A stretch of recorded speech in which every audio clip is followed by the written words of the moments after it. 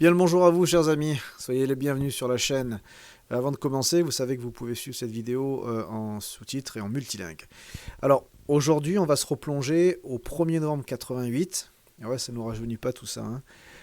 Avec un unboxing assez spécial puisqu'il va être question du Best Six Kyoku. Alors c'est quoi exactement que cette cassette audio?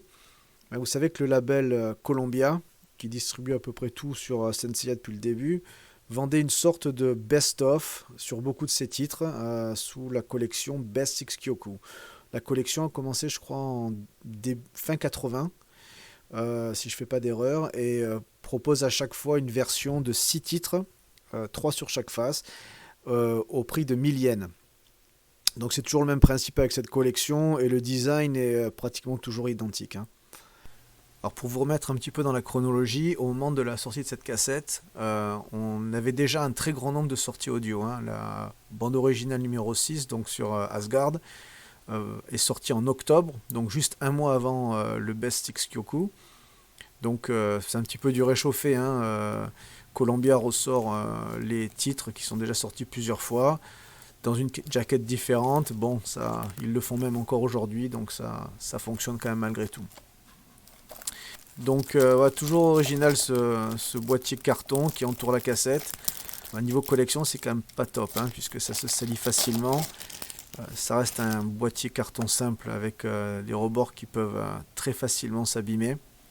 Là j'ai de la chance, c'est une copie en excellent état.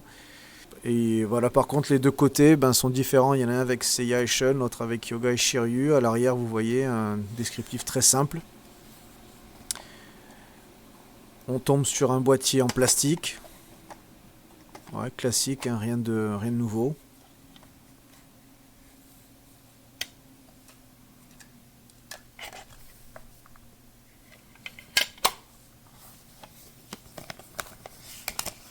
À l'intérieur, un feuillet sur le contenu de la cassette. Comme d'habitude, on va avoir un recto verso. Donc ici, on peut voir le recto sur la face A, avec 3 titres, hein. Il y a Sword of Dream, il y a We Are Saints.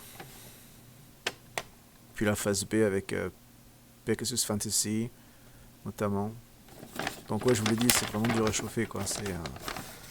Ces versions-là, elles ont été vendues plusieurs fois.